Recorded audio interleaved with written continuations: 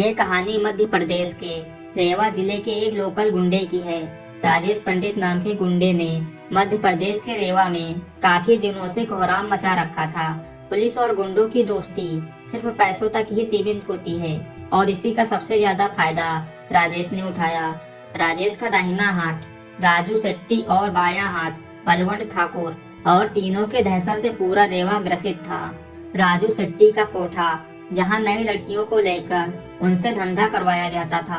राजू शेट्टी के कोठे की हर नई लड़की को सबसे पहले राजेश अपने कमरे में बुलाकर उसका आनंद लेता था और उसके बाद ही उसे धंधे पर उतारा जाता। राजू शेट्टी के कोठे पर ड्रग्स और हथियारों का अवैध धंधा चलता था और राजू के सभी कस्टमर्स भी काफी वीआईपी होते। इधर बलवंत के पास गोल्ड और डायमंड स्मगलिंग के साथ साथ अपहरण, लूट और पैसे लेकर हत्या करवाने का सारा काम था।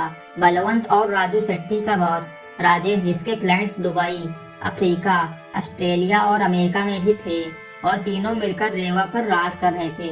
राजेश, राजू और बलवंत तीनों की उम्र 30 साल से कम थी और तीनों को पूरा रेवा जानने लगा था। रेवा पुलिस डिपार्टमेंट में एक नए एसपी को अपॉइंटमेंट किया गया जो पहले बिहार में पोस्टेड था।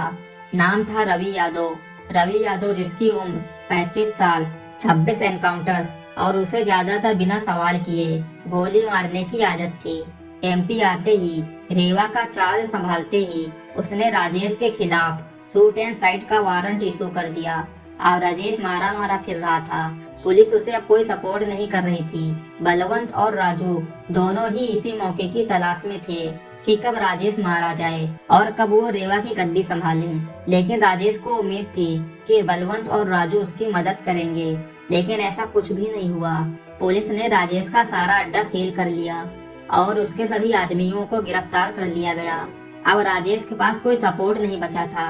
उसके साथियों ने उसे धोखा दे दिया और उसने जंगल की ओर भागने का फैसला कर लिया। जंगल की तरफ भागते समय जब वो थकने लगा तब उसे एक कॉलोनी दिखाई दी। उस कॉलोनी में जाते समय एक घर की लाइट जल रही थी। जब राजेश उस घर की तरफ बढ़ा तब उस घर में एक बूढ़ी औरत बैठी खाना पका रही थी। राजेश ने दरवाजा खड़खड़ाया तब उस बुढ़िया ने दरवाजा खोला। बुढ़िया, तुम कौन हो? राजेश, मैं राजेश हूँ, राजेश महंत, रेवा का डॉन। बुढ़िया, तो मैं क्या करूँ? राजेश, मेरे पीछे पुलिस पड़ी है और थोड़ी देर में वो मुझे ढूंढते हुए यहाँ भी आ जाएगी। मेरे पास करोड़ों के हीरे हैं और मैं तुम्हें वो हीरे दे सकता हूँ। तुम मुझे अभी छिपा लो। बुढ़िया, देखो बेटे, मैं ठहरी बूढ़ी औरत एक कमरे के घर में खुद रहती हूँ, तुम्हें कहाँ छिपाऊं? राजेश, देख बुढ़िया, मुझे यहाँ छिपा दे कहीं। क्या तुझे पुलिस की सायरन सुनाई नहीं दे रही है? बुढ़िया, ठीक है बेटे, मैं छिपा लूंगी, पुलिस से भी बचा लूंगी, पहले तू खाना खा ले। राजेश, ठीक है बुढ़िया, जल्दी से खाना लगा दे, मुझे बहुत भूख लगी है। अब राजेश बिस्तर पर बैठा तो उसने सामने दीवार पर टंगी एक तस्वीर को देखा। उस तस्वीर में 16 साल की एक लड़की की फोटो थी। ये वही लड़की थी जिसे राजू अपने कोठे पर ले गया था और राजेश ने उसके साथ रातें रंगीन की।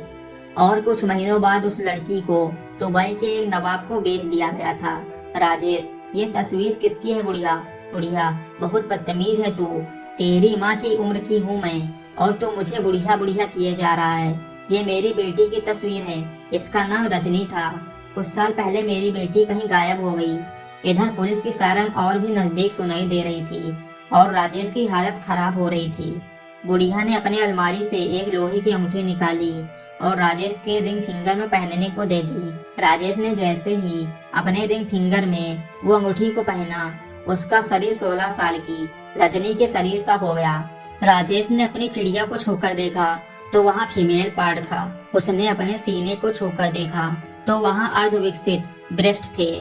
चिकनी और कोमल शरीर के अलावा चेहरे पर राजेश के निशानी के तौर पर कुछ भी नहीं था। और जब उसने खुद को आईने में देखा तो आईने में रजनी के खूबसूरत शरीर में राजेश खड़ा था।